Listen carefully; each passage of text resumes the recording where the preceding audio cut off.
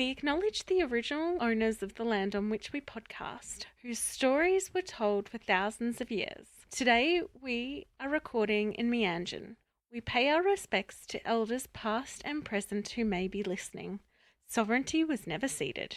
This episode of What in the NDIS Now is brought to you by Astalty. Astalty is the software solution for NDIS professionals built by NDIS professionals. Astalty is my go-to software, and Astalty is trusted and loved by hundreds of other NDIS providers. I love how easy it is to use and how it keeps all my participant information, notes, and invoicing all in one place, available to me anytime from any device. Sign up now for your 14-day free trial. Head to astalty.com.au to sign up now. See for yourself how much easier managing all your NDIS business needs are by using Astalty. Thanks again to Astalty for sponsoring today's episode.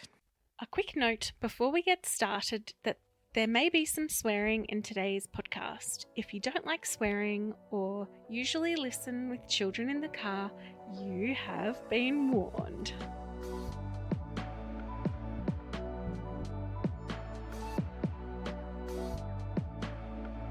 You're listening to What in the NDIS Now, a podcast where I, Hannah Redford, and my friend Sam Rosenbaum interview participants and providers about all things NDIS.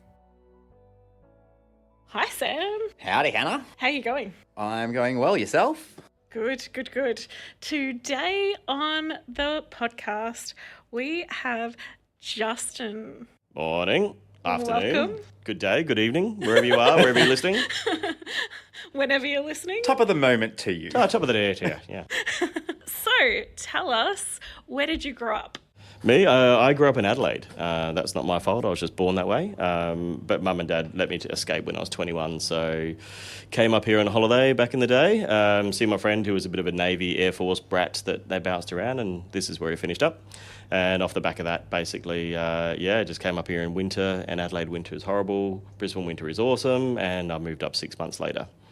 So Smart decision. That's how I ended up in Brisbane. There's been a bit of Canada, a bit of England, and a bit of France in between, but Brisbane's always home. Love that. And how did you get into the disability sector? By complete accident, like a lot of us do. So I first got introduced to disability. I had a best mate, an awesome guy. We went out to the movies.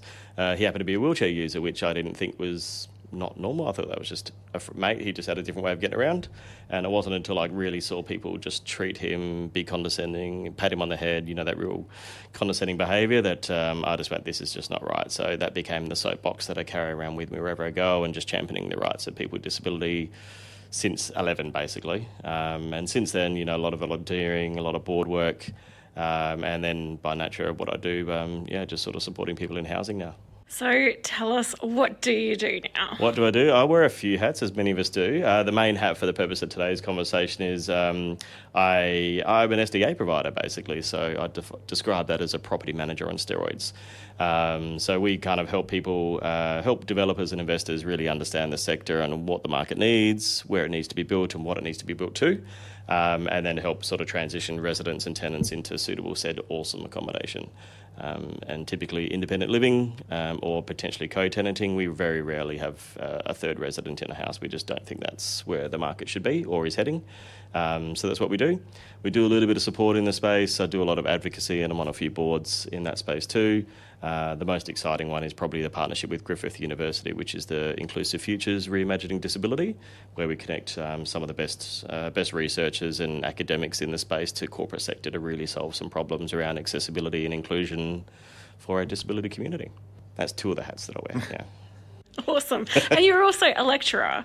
Yeah, I teach at QUT as well. So I teach social impact and design thinking this semester. So teaching young adults, I can't say kids anymore because they're 23, but teaching young adults the ways of doing business, you just don't have to be a profit-driven business. You can be profit, but let's weave some purpose in there. And a social enterprise really is an organisation which has a social purpose at its core, so community, environmental, or individual benefit. And yeah, the profit just, if you do a good business, basically, the profit just comes naturally anyway. So actually, one thing our SDA provider business is, we're actually a social impact business. We reinvest into the community. We provide a lot of information, awareness, conferences, information sessions, and pro bono advice, which is a result of some of the thesis work that I've done.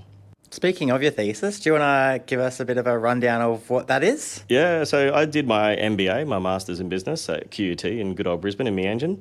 And the key part of that for me was it had like a social impact and a social enterprise weave through it too, because I've always worked for businesses, but looking back at, I guess, the common thread between all the businesses I've worked for, there's always been helping others, or a community link to it, or just something along those lines. So what I wanted to do was a bit of a legacy in the sector, was just working out a really big, hairy problem we had in the world. And given the connection I had to disability at the time, I just felt, creating a pathway for people to own their own homes, the Aussie dream, right, would be the legacy I'd like to do. So how do we use the SDA funding mechanisms and some of the NDIS funding tools to help create a pathway to home ownership? So that's my end game, that's my long-term goal, and currently helping 10 families through that process, all at various stages, some in construction, some starting construction, some about to get the keys, which is really exciting. That's going to be the first one. And then a lot of couples all over Australia just navigating this wonderful, fun, simple process that is SDA. Wonderful, fun, and simple are not three words I would associate. But I love this idea that you've taken to build your thesis off. I think the opportunities around, because as you said, it's the Australian dream. We're talking about home ownership. We're talking about a place in the economy. It's something that doesn't necessarily connect with disability supports and then leading into owning your own home. Of course, yeah, and a lot of people with complex disabilities really wouldn't even foresee, and that was one of the assumptions I wanted to test, is if you've got a complex disability and just living a normal day, or a day as close as you can to normal, is that even on your radar as we're owning a home? Like, do you even care? Like, is it even on your radar? So I tested a lot of assumptions through that process.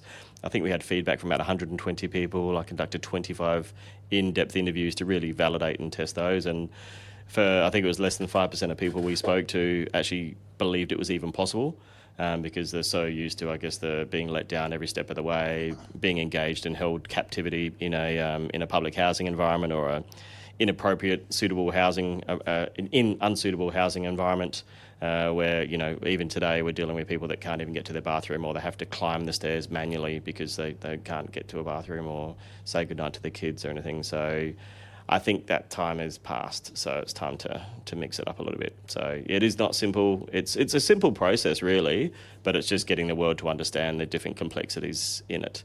So the funding mechanism at the front, and who finances it and pays for it, who builds said product, and how does that work, and then just holding everyone's hand all the way through is the goal that we try to play as a bit of a conduit. So we do a lot of pro bono work in that space to help these families. Nice. So people can own their house and be the SDA provider? Is that how it works? Yeah, that's one pathway, absolutely. So, if you're an SDA participant, you have every right to own a home like everyone else in Australia does. It's just normally a little bit harder, because by nature of having a complex disability, you may not have the same access to pathways of employment or those sort of pieces too. What we found in the research was a lot of people were coming from a disability pension or a pension-based environment, which is incredibly hard to just live on, let alone save a 20% deposit for your house. So that became a really prominent feature, but you definitely can. And you can look at home ownership, doing your own SDA provision. That's something that's definitely possible.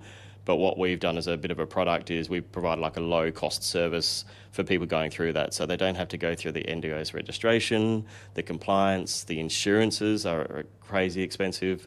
So we just do a low product which just covers our cost to process all the claims, and they might just help out with some of the maintenance bits and pieces, or who fixes up the paint or the scratch on the wall, that sort of stuff. It's a bit of a quid pro quo there, and that just means that they can just focus on living their life, in the most independent way they can. They've got an asset they can hand down through future generations if they have kids, or they might recycle that to maybe someone else that might have complex needs further down the track if they decide to retire on the Sunshine Coast or something like that. But the benefits there around breaking the poverty cycle, getting them out of this public housing system, because I don't know if you guys have heard, but there's a bit of a housing crisis at the moment. It's not really in the news much, but taking people away to a purpose-built scheme and mechanism to lessen the burden on the public scheme, so we can actually get some of these people sleeping rough in cars or parks or under bridges, and get them into the public housing. But we've got more purpose-built properties suitable for people with really complex disabilities, whether it's wheelchair use, visual impairment, whatever their needs are.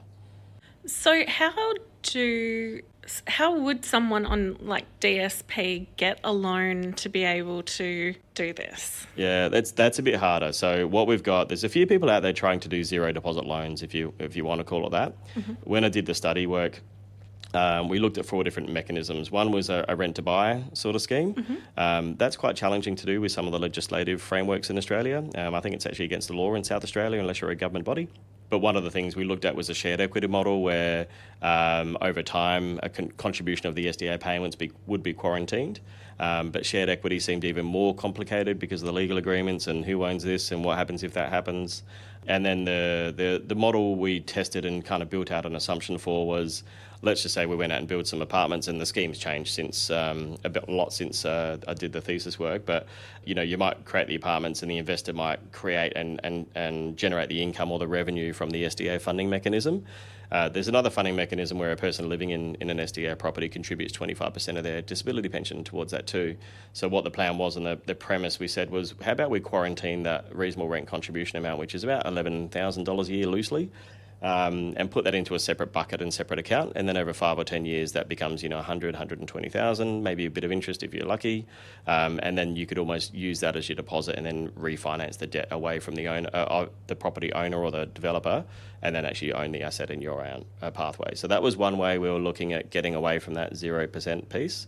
And it's not a quick burn, but there was a vested interest in there for a participant to potentially stay there longer, which was good for the developer because that means that a 10-year tenant is a well-paying tenant if you look at it that way. It's great for the individual because they would know the place back to front by living there for 10 years and whether they like those neighbours or not, and whether they wanted to basically own that asset as well. And then again, just breaks the cycle of debt, breaks the poverty, and then the developer basically steps away from the whole development if everyone buys, and then can rinse and repeat and do the same thing somewhere else, and it just becomes this really nice cycle of build to own or those sort of things too. So yeah, it's pretty exciting. Yeah. It's a lot to take in. Yeah. And it's definitely meets that complex hurdle criteria as well that I don't...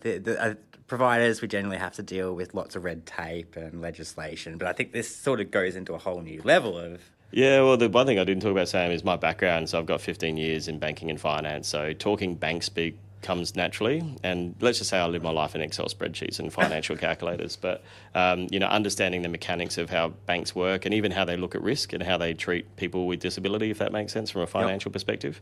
And then I've also got quite a lot of many years in developing properties and renovating and those things, both in Australia and overseas. So I can talk building speak and construction speak, so you're very familiar with the process, you understand how the mechanisms work. And then just being able to speak SDA language, it's almost like the SDA scheme was just created just for me. It's really cool. It's quite a unique blend of skills, but it just seems to work really nicely. And what I have been lucky to do with these 10 families, for example, some of those have received a payout from a trauma or an incident, which is a really nice way really nice way. That's a horrible thing to say. It's a pathway to home ownership. After the setback they've had from whatever's happened, but it just means we can sort of speed up the process for them too, and it's just one less hurdle to jump because the process is not. It's complex, but it's quite simple. So, having a deposit or being able to service the debt is one component. Finding a block of land and a thing you want to build on it, you can build a house wherever you want. So building a house is not that hard if you get a builder to do that for you, and then setting up the structures in place to be able to manage it ongoing. So when you think about it that way, it's actually quite simple. It just takes about 18 months sometimes. So, well, realistically, that's not overly a long time either. Some people wait. Yeah, true. I think 3 years for plan reviews. Yeah, 100%. Or for a plan that's actually usable. Exactly right. So, and I think with that side of things, yeah, I definitely agree. There's also some, like we're working with quite a few families that actually have sadly a debilitating condition as well. So 18 months is critical. We want them to enjoy their life as much as they can while they've got the ability to do so. So it's a bit of a race against time for some families. So there's a bit of a blend there. I think, 3 years, I don't even get me started on the reviews. But yeah, if we can speed up that process and just get people through, it's going to be good for everyone. Like it's great for the participant because they get to own a property. It's great for the investor because they get a stable return for a long period of time and then they can recycle that and move on to something else. It's great for the government because it's actually going to create less of a financial burden on the scheme because they've got their own place and their own property. And it's great for the family because they can actually hand down the asset through the generations. I don't really see a downside to it from all my analysis that I've done, which is 11,000 hours worth. But yeah, I just don't see a downside at all. Definitely a lot of positives that you've stumbled on there, and glad to see. Well, it's good to see that you've got those sort of pathway processes there. Yeah, we're going to be recording some of these journeys too and sharing that with the community because I think when I said like less than 5% of people thought this was possible, I want to be able to communicate that because if we can share this story to more people and they can realise it's possible, then imagine how we can quickly change the world. And it's not going to suit everyone. Not everyone wants to own their home. Some people are happy with doing what they do. That's fine. But some people might want to own the home, and just having that removing that barrier is something I'd love to do. And even just creating the possibility is probably the big thing for me. Absolutely. I think that it's great if people can own their own home. The other thing is about designing their own home, because sometimes I've walked into SDA houses and the design is a bit crap. Yeah, I'd use a few other words, but that's a good way to describe it. And there's normally a few reasons for that too. So the way the scheme was designed, without going into the mechanics of the whole scheme, but there was a big carrot dangled by the government, and they said, the Kevin Costner Field of Dreams, if you build it, they will come. That they found the cheapest block of land, put the biggest house they could on there, $200,000 a year return, 15% returns with a free set of steak knives, fantastic. And then reality hits and you go, oh, weird, 4 people that don't know each other want to live in the middle of nowhere that has no connection to footpaths, infrastructure, public transport or amenity. Like, it's a weird thought, right? Mm-hmm. Why would you want to live near those things? So the market's really matured and there's a lot of things that have changed within the scheme. So where we come into it, a lot of our partnerships are not your typical mum and dad investors. We work with more investment funds, developers on long-term strategies and work out what they're trying to achieve in their portfolio, but then also use a lot of the data. Sadly, a lot of the public available data is pretty average, so we kind of have generated a lot of our own IP to work out where their real supply and demand mechanisms are, and then off the back of that, working out what people actually want in those properties too. And it's not a 4-participant robust or high fiscal support home. It's typically a single resident dwelling, a co-tenanted dwelling, multiple living spaces with storage, and just that flexibility to be able to just have different spaces. If you've got people with really complex disabilities, they might be spending 60, 70 or even 80% of their time there. So you really want to make it a welcoming, safe space that they want to spend time in. Weirdly, I know it sounds crazy, but close to amenity. Yeah, because nobody, if you as the investor don't want to live in outer Shitsville, neither does the person who is going to be the end user of that house. What a weird thought. People want to live in close to the city and things. So to give you an example, the properties and the projects we've got coming available. So in Brisbane, we're looking at Boondall, Seven Hills, Corinda, Newmarket, Alderley's on hold, Mount Gravatt, those sort of areas, Zilmere, the inner sort of suburbs around Brisbane. In Melbourne, Footscray, Greensborough's a bit further out, Sunshine, and even one in the pipeline in Fitzroy, believe it or not, which is, that's prime real estate. So that's where we typically go, and we work with funds and investors in that space too. We could even build to order in some ways. So the developer will come on and basically work with the family to build exactly what they need, and they can contribute to the design. We've got a couple of properties down in Newcastle and Port Macquarie and Coffs Harbour doing that at the moment, and that's an amazing success story. So they've been on the journey the whole way through. They know where the block of land has been and they know what's going on. We love to involve a lot of our residents in the journey too. So we've got a project coming up now in Arundel. That'll be finished at the end of Easter, and there's still probably a couple of spots if anyone's interested. But we send out a weekly update to everyone that's got an interest in it so they can keep being part of the project.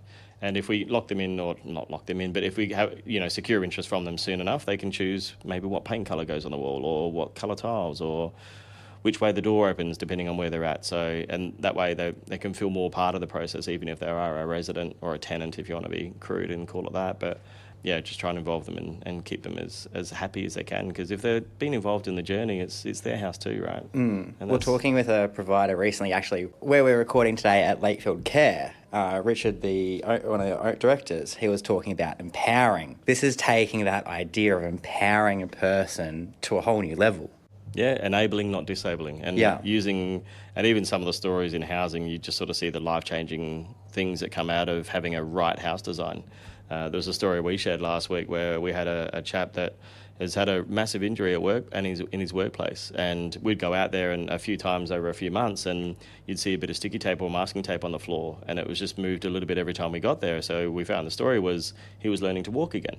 So his dream, he's a massive Liverpool fan. It's not his fault. He hasn't chosen Arsenal. I'll let that go. Haven't. But his dream was to walk into Anfield Stadium. That was his goal and that was his dream. So absolutely. So the care support teams, the OT and the family around him and his wife as well were incredible with that. So we were on the outside looking in, but just watching his journey. So, it took 18 months to get to that point. But he did it. He was there late last year and walked into Anfield. He got to share where he grew up in the UK with his son. And, there was a Yorkie pudding. And, they just went out and had the best time anyway. And just seeing him just shine and grow purely from the environment that he's in. And the support network definitely, but the house environment they're in has been a critical part to that. And it's, especially if you're dealing in the psychosocial space, having the right place and the right setup and the right care and supports, or the ability to have a place where you can have the right care and supports, is powerful, and we're not good in a sector at measuring that. So I do a little bit of work in the social impact measurement space, but measuring, they call it, things like a happiness index, or how can the built form change someone, and how do you measure that? It's not X amount of widgets, it's, how do you measure a hug, those sort of things. But that's what we're working on this year. We're going to put some metrics in place for that. It's really interesting. Trying to actually quantify quality is not exactly an easy task. No, anything qualitative is a little bit more challenging, but I guess this is where I can draw on a little bit of my academic background, which is good. And the people leading the way in the research in this area are probably like Northern Europe, like Sweden, Finland, all the Scandinavian sort of countries. They've just nailed it. There's some amazing researchers there that have done some great things, and I'm very happy to plagiarise. I mean, take inspiration from them. It's called research. Yeah. Oh, there'll be attributions in there. Sorry, researchers. There'll be attributions in there for sure. Just utilising different ways to actually measure these things too. And there's some tools we've got in place which are great, and even just some qualitative data on the journeys and just measuring and recording the journey of these families. That itself is just going to be a really good starting point. It might be enough for me to take on a PhD, but not just yet. I need a few more years for that, I think. Yeah. Just a bit of time. I want to go back to something you said at the very start, which was where you got into the advocacy point at 11 with your friend in the wheelchair and just seeing how people interacted, or the negative interactions, or the condescending. How, between then and now, sort of, how have you seen the landscape change? What sort of things have stood out to you, either both positively or negatively? Yeah, I think, I guess the way we talk about disabilities changed in some ways, but it's kind of been entrenched in others. I think what we are relatively okay, not good, okay in Australia, is recognising a physical disability, which is not helped by the disability symbol being a physical disability, because we've got these imaginary ones and these invisible disabilities that no one really talks about, because if you can't see it, you don't know it exists. The NDIA is not really good at recognising some of those as well. And society, someone that really struggles to regulate their behaviour, for example, we're not really good at understanding what that means.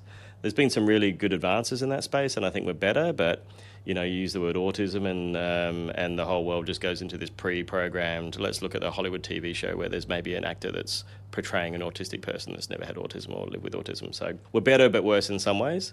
I think the work I do in the social impact space, so in the consulting work I do, we create employment opportunities for people with disability, and I've seen some amazing strides there. There's an amazing organisation called Australian Spatial Analytics, and they do a lot of data analysis and design and like cadastral mapping and all those things that are well beyond my skill set too, and they actually employ over 100 people that have identified as neurodiverse and neurodiverse, autism, or maybe in some capacity some neurodiversity, which is amazing. It turns neurodiversity into a superpower. So I think we're good in certain aspects in certain areas, but the expectations for people with disability still remains at an all-time low.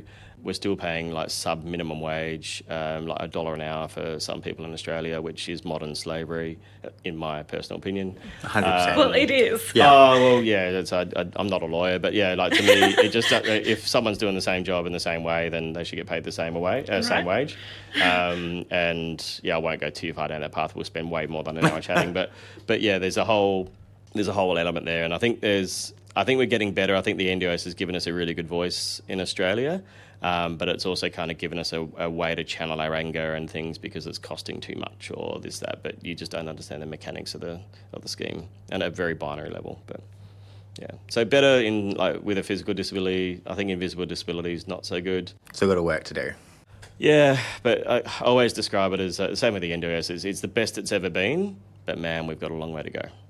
Like a long way to go. I think when I was doing my diploma in quality management, one of my lecturers was a gentleman from UK, and he spent a lot of time in Ireland, and they've got he hampered on about this so much that it stood out in my mind. Every property being developed now has to have an accessible element, even if it's a 2-story building. You've got to have a toilet down on the bottom stairs. You've got to have a bedroom, so then if you've got anyone coming into any house, it's fully accessible for that.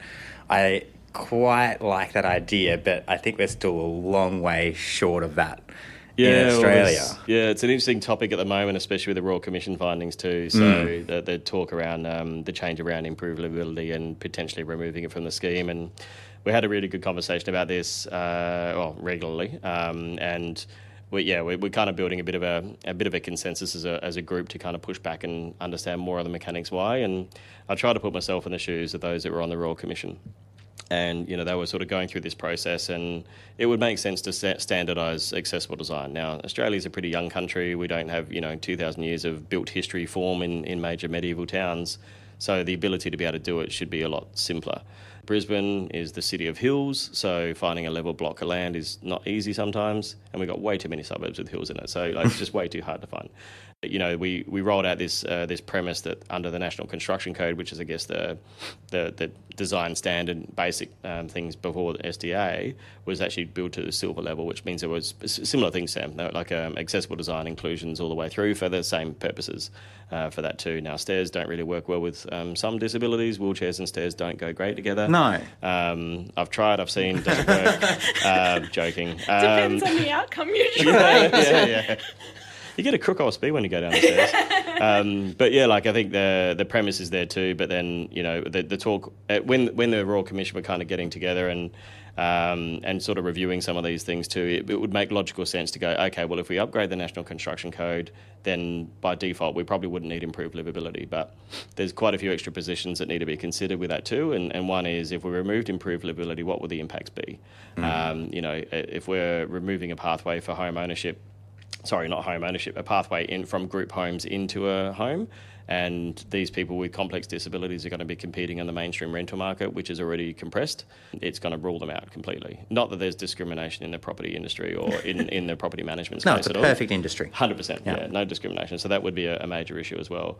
And that pathway for improved livability and group homes, we don't want group homes around anymore. That's been quite clear, and that came out resoundingly strong in every single volume of the Royal Commission that I've read.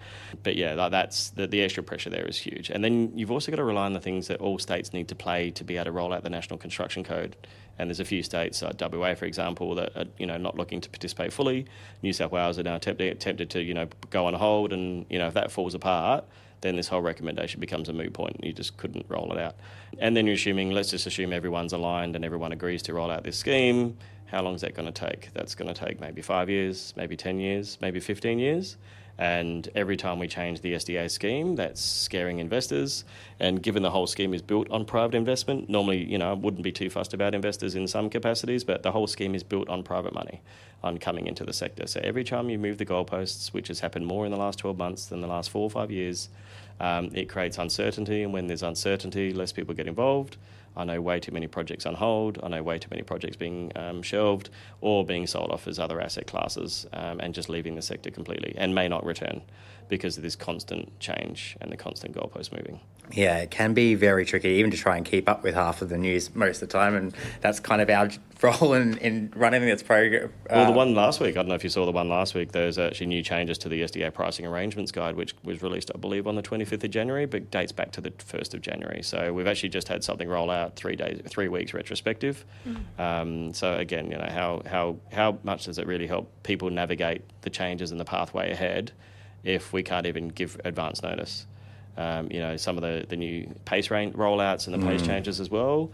The delays in payments for our owners at the moment. Like I said, we've got people that are waiting since October for a payment, and there's no scheme or no commercial arrangement would ever be paying at 120 or 160 days. It's just completely unfathomable. So, we need to get better at doing that and just create some certainty. The Royal Commission, the pricing arrangements, and everything in between. There's a lot of people really worried out there that are participants, that are owners, that are investors, that are business owners, support coordinators, and the whole community, right? They're shaking up the whole thing.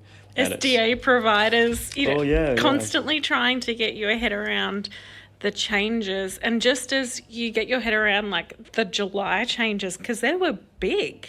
100%. And then they go, oh, by the way, there's something new 6 months later. You're like, what?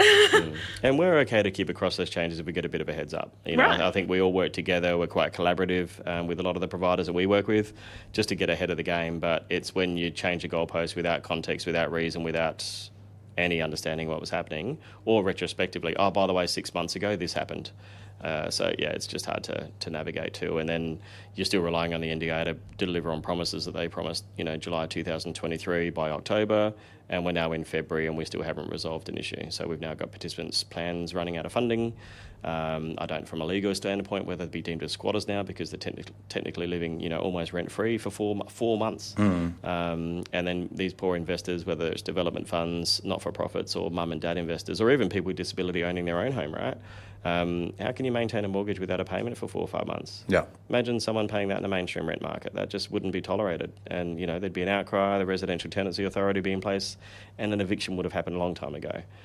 We don't want to evict anyone. We definitely don't want to change anything, but we just need, something reasonable. Even paying within 30 days would be nice. I'll even accept 90, but 120 days are now being asked, as of last week, to contribute more information and resolve it probably by March or April. I just don't know any business that works on a 9-month payment. It's a bit of a joke. I'd use a few other words, but it's pretty bad. And if you've got this uncertainty, roll out the changes, sure, but make sure you've got the processes and the systems and the capacity to be able to deliver the changes. PACE has been rolled out pretty poorly. They're looking to wind it back in some capacities and move it forward and twist it and turn it, but that's been an absolute shambles. The payment percentage of completions, I've heard, has been pretty low. And then, we've still got the rollout of the new Royal Commission findings as well, and there was only 283 or something crazy like that. I can't remember the specific number anymore, but a lot of those happening as well. And then we'll probably weave an election in there as well, and then the tone will change again, and then rinse and repeat, and here we go again for another 4 years. Oh, God, that's really pessimistic. I'm so sorry. I think I don't know about accurate or pessimistic, but definitely a combo of both. Yeah, well, we're always looking for the opportunity that comes out of it as well, and how we can help navigate these things. And we run a lot of information sessions and group discussions and thought leadership, even conferences, on just kind of sharing this information. But if we just don't have a pathway to find out what this is, and sadly my crystal ball's broken now, so I can't even predict the future. So it just makes it a little bit harder, right? Yeah, the crystal ball's breaking is painful, because especially in sort of our role in consulting and when we're talking in this kind of space and people are actively listening as us. And I think there was a conversation at the live podcast episode around the tiers of registration and that sort of thing. And it just baffles my mind where they're sort of coming out with some of these advice or recommendations or implementation but then there's just a whole heap of quiet. There's nothing for us to kind of work on to go, okay, well, this could be like the point. And it was just very much like, no, I'm not actually going to answer this question. Thank you for answering it, but we can't. There's just to even think about how that's going to happen or what they're going to do there, on top of the fact that they're looking at changing at the registration altogether and a whole heap of other stuff they're throwing in there. Yeah, and they can't get the registration right now, and there's delays. And, I know people are waiting 18 months, 2 years for registration.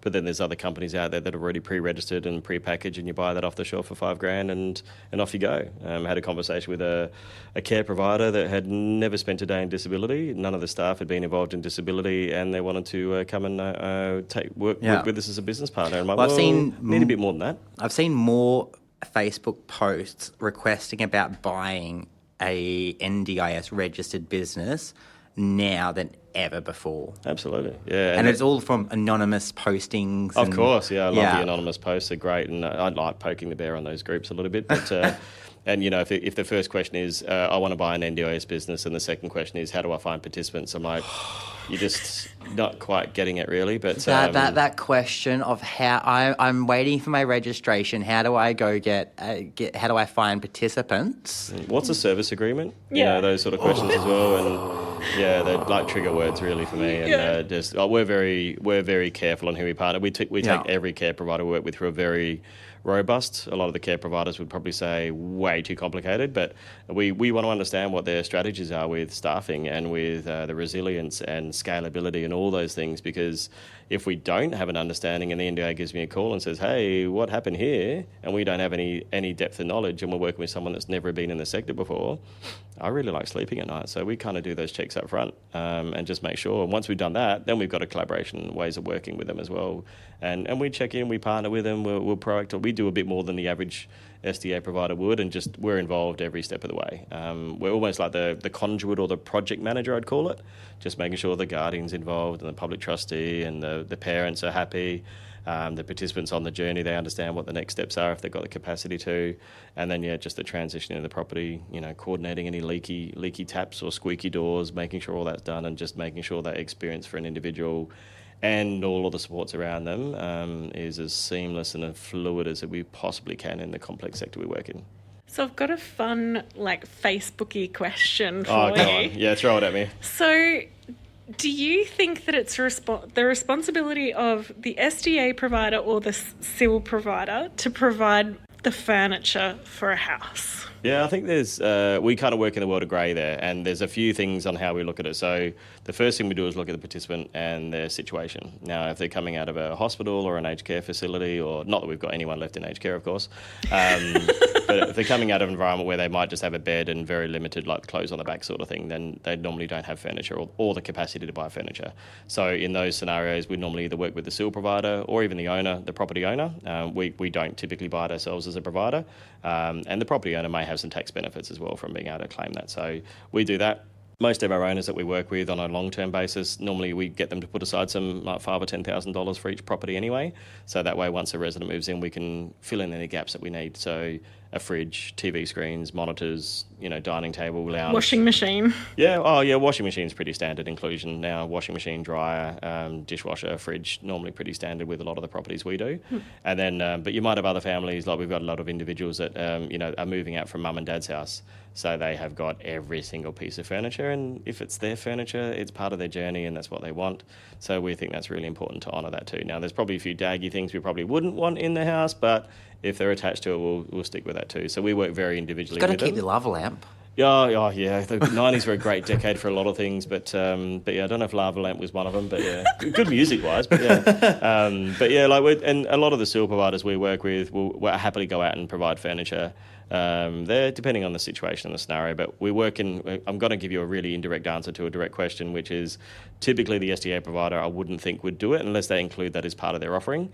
We don't. We come at a cost-competitive price model, so we don't offer that. But our owners can, and we normally set them up so they can and are willing to. And then the individual participant or the care provider. Sorry, that's a really grey answer to a direct question. No, I love that. I love that it's somewhere in the grey, and primarily that it should be a negotiation. And also you should look at what the participant already has and what they want, because it's their home at the end of the day. And you should have paintings up like you would, decorate it. And I have been asked a couple of times to have a look at an SDA home and asked, how would you set it up? What would you do? The first thing I say is, you want to put some decorations up. Absolutely. Have some paintings on the wall, get some photos of them and their family, put them up. Like whatever you would have in your home, you need in this home. Are you saying you don't want to be in a hospital sterile environment? What a weird concept, being in your home. But you don't want to be reminded of that either. So, but even as building the property too, so making sure that the tones of the floor, like, it looks welcoming, it feels like a home, not it's the vinyl, that grey vinyl that you see in every hospital room. And do you really need handrails in every single room, like, just as a constant reminder? We'll only install handrails if we need to install handrails. We've got provision to, but if we don't have to, like, we're working with one lady, or one couple actually, building a home out west, and the last thing she wants is to be reminded of her disability all the time. And every time she walks in there and sees a handrail, that's where her mind goes. So let's create a safe environment for her, that she feels welcome, she feels it's home, and it's not just like this temporary residence as a hospital sort of style, sterile, horrible environment. Who loves going to hospital? Not me. No. Or don't put in like a stainless steel toilet. That really annoys me, because it's also equally not a prison. Correct, yeah. Well, the prison look is a bit out now.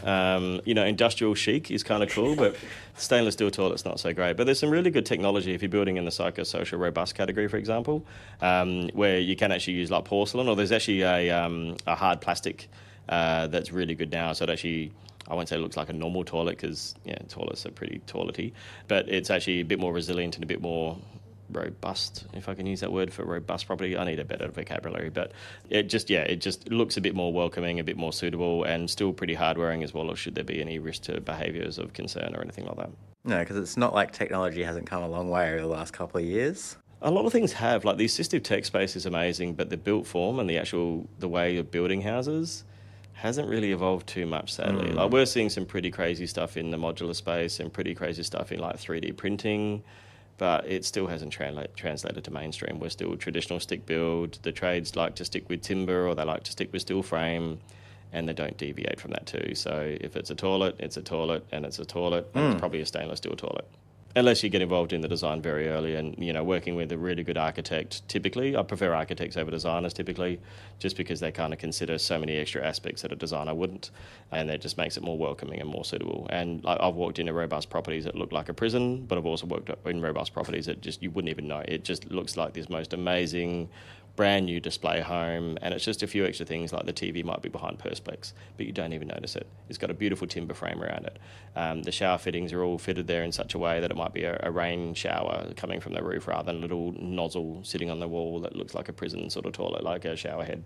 So there's ways you can make it really humanise the development and make it feel warm and friendly. I feel like some hospital developers need to have conversations. Yeah, it's a few. Yeah, anyone that does their health facilities or those sort of things too, or a prison. You might have some good prison developers. Sorry, I'm joking. But yeah, it's not hard. I make it sound easy, but it's not hard. But you just think about who's actually going to be living in that end property. And if you've got someone with real challenges and they kind of get reminded constantly of a prison system or a justice system, for example, is that really going to help the healing process? Or, if it's healing might not be the right word, but is it going to help them feel safe and welcome in an environment? Or is it actually going to be another trigger or another reminder or another thought that they might have that might not help their environment and feel that a little bit more welcoming? Yeah, I think healing is probably is a good word for that, because when Mum, she had psychosocial disabilities and every now and again would have to go into a facility. And the biggest problem with the facility, besides mental health nurses not understanding disability, and I cannot believe those words coming out of my mouth, is the facilities. So Mum was 120 kilos, wheelchair reliant 95% of the time, and the taps in the facilities were like the little knobs, and she didn't have dexterity to turn them, and all the pressure would be like a jet. And hurt her body. She had fibromyalgia. It'd cause immense pain. So her going into a facility for what was meant to be care and getting back to go in the community was a 3 to 4 week torture. Yeah, debilitating, disabling, and and just you end up in a worse place. And I don't hear of too many people going into a hospital or a medical environment and coming out, rejuvenated and energized. Like, that's not common. It's, it's especially if you're early onset dementia and those things, it's the system's not really set up to support, sadly. I wish it was. But yeah, it's debilitating in those things. So if you've got an environment to return to, or, even aging in place, if your mum had a chance to live in an environment and care came to her rather than her going into a facility, that could be great. And in that psychosocial space, if people really struggle to regulate their behaviour for whatever reason, and they can have that care and support in their property, then the change in quality of life is incredible. I've seen people go from sedation of 29 days of sedation and restricted practices down to none, and being engaged in the community because they had the right care and supports in place. Yeah. Again, like that's... It's phenomenal that, like, some of those the impact that some of those small little details that a lot of us just take for granted every day and don't even think about. Yeah, it's not on our radar at all. Yeah, from Mum was living in she was living in a single unit, but they had stairs at the front of it. And eventually I was able to get housing to get her a low-set duplex, which was purpose designed. And the difference that even 2 weeks in had in her mental state, her happiness level, per se, it was just phenomenal. You could see the difference. And I remember actually the day that we got the keys, I actually broke down in the driveway crying because I was like, Jesus Christ, this is perfect. Why has it taken so long for this to happen? Yeah. But the ability for her just to walk out of the house and go down to the letterbox without having to bum to stairs for 30 to an hour sometimes to get her in and out of the house was just phenomenal. Yeah, and just think about the destabilising or the dehumanising aspect of that too. And if the neighbours are walking out when you go in the front box, would you sit there and do that? And that's... Yeah, and that becomes not a physical barrier, but a physical barrier for that instance, but also a psychological barrier because now she's less likely to want to go to the letterbox. Yep. And the same thing if you got these houses in the middle of nowhere where they can't roll to the shops, they can't get anywhere because there's no public transport and things too. So you've got these houses becoming island prisons. And if they can't roll there, then they've got to spend 15, 20 minutes loading up into a car and then 15, 20 minutes in the disabled space at the shopping centre in front of everybody else, which is normally right at the front entrance, right? So good that you got the access there, but bad because you got this constant reminder again that you're disabled or living with disability. And then that just becomes a barrier. Like, I'm not going to bother going to shops now because I don't like that feeling.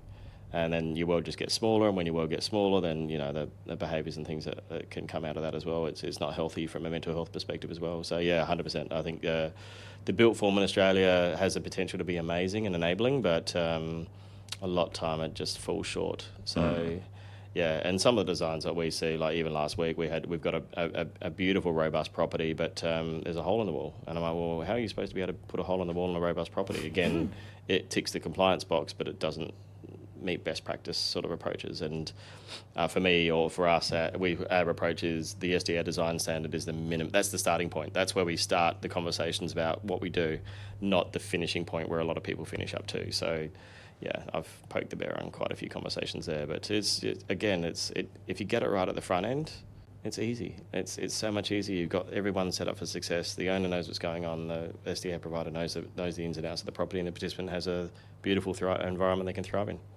So tell me a bit more about being an SDA provider and a bit about what that sort of entails. An SDA provider, oh wow, there's a few hats there on the hat rack, but property management on steroids is typically how I describe it. So we are the property manager is probably the best way to describe it, with a few extra bits. We don't just hand the keys over to someone else. We have a whole series of bits and pieces that we do with that too. So we're really there as one of the parties supporting the participant in their house. So we're a big believer in separation of duties, and I think that's a fundamental premise of the scheme. So if you're providing SDA, you should not be providing care, and that's something I'll get my soapbox out and chat about every day of the week. So we think that's really important because the SDA provider should be able to keep an eye on the SIL provider. The SIL provider should be able to keep an eye on the SDA provider, and the participant should be able to keep an eye on both, and everyone there as well. So am I a fan of an organisation that might do the care, the supports, the community access, the SIL, the SDA? Probably not. Don't forget the support coordination there too. Yeah, well, we should weave that in there slightly as well. So sorry I missed that one. Maybe plan management or something as well. But yeah, I think the choice of control is a really strong element for us too. So we love doing. We think that's a big thing too. And we'll work with a range of care providers too. There's a few care providers that we probably prefer not to, but if that's who the participant wants to work with, then that's who we work with. We just love organisations that come to the table with a solution or an idea rather than starting from a position of no. If you're positioned from no, then, if you're a bit clunkier and you don't want to be agile and you like to control the situation, it just makes it a little bit harder to support the participant in the scheme. So we, as an SDA provider, we look after a fair bit of ground, actually. So we're covering Newcastle all the way up to Bundaberg now. We have been asked to go beyond that, but we just want to control our growth and control how we expand. We don't want to grow too big too quick. We have no desire to be the biggest. Just the best, but just one of the best, I should say. I think that there's enough room in the sector to have a whole range of great providers, and we love helping championing others. We've got a few projects in Melbourne underway, which would be great, but yeah, we just work quite agile. So my background, I've got that master's sort of study background and bringing banking, finance, so the strategy and the business stuff. My general manager, Sue, she's incredible. So she comes with a master's of health, public health policy, and is a qualified nurse. So and she's been a buyer's agent too. So she got this participant-centric blend with property and those things too. And I think that just gives us a really unique approach on how we approach SDA, which is typically research-led, human-centred design, if you want to use like a really academic sort of spiel, but which basically just means put yourself in the shoes of the person that's actually going to be benefiting from the property. It's not complex, not rocket science, but just start with that and then work your way backwards. Our relationship is more with, like I said, the investors and the developers and the funds, and that's helping them navigate all the bits and pieces and working out where and what and how to build, which is why we typically look at infill sites in inner cities. And that's just, I don't know if it's our point of difference, but that's what we like to do, because the way the scheme we think is going to grow is as we get more supply, there's going to be more choice for individuals. And if you're a participant in the scheme and you live in an SDA property and you've got funding to do so, you contribute up to 25% of your pension payment as your rent, effectively. But that's the same whether you're living in the backstreets of Ipswich or on the waterfronts in New Farm or something like that. So what we naturally think is a natural market, without going into economic theory, but an economic rhythm of a free market model where people are going to gravitate to prime properties in prime areas over time. And these properties in the middle of backstreets of Ipswich or insert random site, they're just going to be sitting there vacant, and they'll end up under current affair. Well, they already are. There's a lot are. Yeah. There's a lot there, and the group homes or the 3 resident robust houses and those things.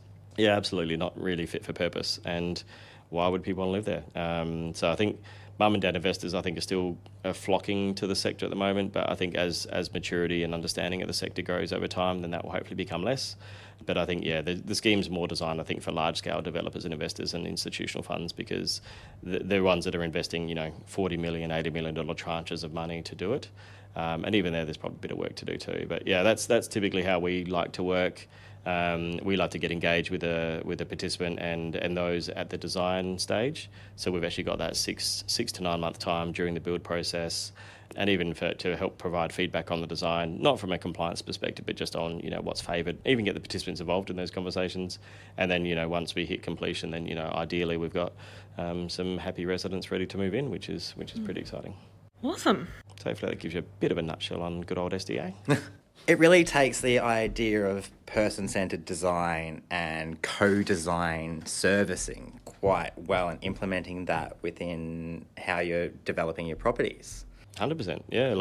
And someone did mention co-design in the NDIS a while back, but haven't seen it come to be true for quite some time. It seems like a little bit of a word that gets flown around every blue moon. Yeah, there's been a few recent announcements which are showing a bit of promise as well.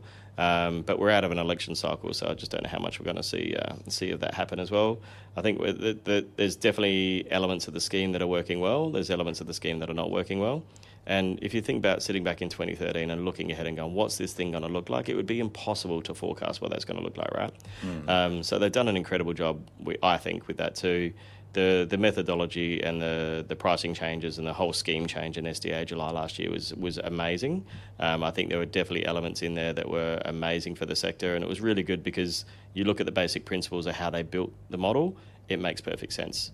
for 98% of it, but there's 2% you just go, that doesn't make sense, but there's no one there to answer those questions. So I think, co-design, I think is, so it's reasonable, necessary, and it's sustainable, right? Not sustainable from a participant's perspective, but got to keep the dollars in the bank, because we still have this conversation about the scheme costing money. Let's not talk about the economic benefit. Let's talk about the jobs being created. There's still an article that needs to be written about how how the NDIS helped Australia get through COVID, and there's just so many benefits of it too. I'd just love to take it off the table. It's a sustainable scheme. We know it is. And I think there's definite elements of it that we probably need to be a little bit tighter on. I think there's probably people we need to have some oversight for, definitely. But let's just deliver the service, because where I think most of the cost comes from in the scheme, which might be a little bit out there to say, is the inefficiency of the scheme. The fact that we've got countless hours, countless conversations, following up the same inquiry. And we've probably followed up one inquiry from October, I reckon, at least 84 or 85 times. That's 85 hours from our end, let alone the NDIS end, let alone the participants end, let alone the support coordinator and the occupational therapist and the psychosocial supports. So that's, if we streamline that and get that efficient, we wouldn't have a lot of these cost blowouts. And even what's a cost blowout as well, it's just a reflective, it was always paid for in some other way. And there's a really good article on the news, Sky News recently, but the cost of the scheme is not so much, it's more front end rather than back end, because now we're kind of dealing with the trauma and the fallout of not having those supports in place. They've always been there in some limited capacity, but as a society we've decided that that's not good enough, so we've kind of changed it at the front end. But there's a whole, I better not talk too much about that, because I'll be here for hours and hours and hours. But the inefficiency of the scheme to me is where the cost is. If we can solve a problem with one phone call, with a consistent decision and a consistent outcome that is human-centric and based on co-design, then I wouldn't be, we wouldn't be sitting in this weird loop over and over again, talking about payments from 7 months ago. Which brings me to, in your ideal world, what would the future of the NDIS look like? In Justin's happy place, I think the scheme is incredible, and I always describe the NDIS as the best we've ever had. We are so lucky in Australia to have it, and there are countries that don't even, just not even on the radar. So we are incredibly lucky. We need to make sure the scheme is sustainable, and I think that comes from efficiency. So what would the legacy I'd like to be? I'd like people to be able to pick up the phone and call the NDIS and get the same answer. Oh, heaven. So it's pretty out there sort of concept as well, but just consistent decision making, a bit of structure and streamlining of the system as well. It's a big clunky beast. Having the resources for additional oversight, so we can actually look at things in a bit more detail when we need to.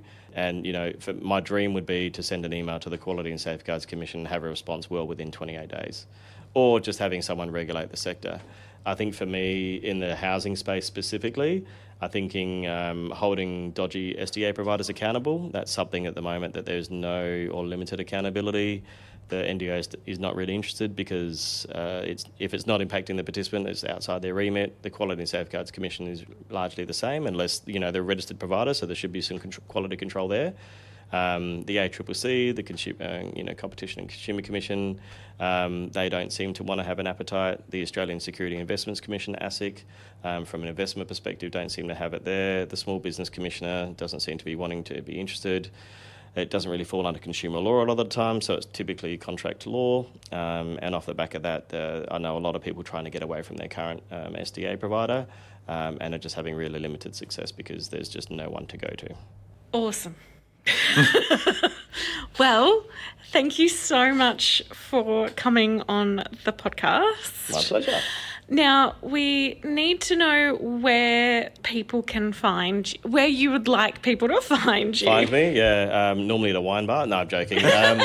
But that's how we get through the NDIS. But no, so we can be found on LinkedIn, Facebook, and a website as well. So Just SDA Management is our business name. So justsda.com.au. And find me on LinkedIn, have a chat. We've got some great groups and things we sort of chat to and help communicate a lot of information for the community, not for any benefit of our own, just to help increase the awareness in the sector and the education. So that's probably the best place to find us. Awesome. And always we will have those links in our podcast info. Excellent. Thanks so much. Thank you. Bye. Huzzah! Thank you for listening. Please share with people you know. Until next time, as the Green Brothers say, don't forget to be awesome.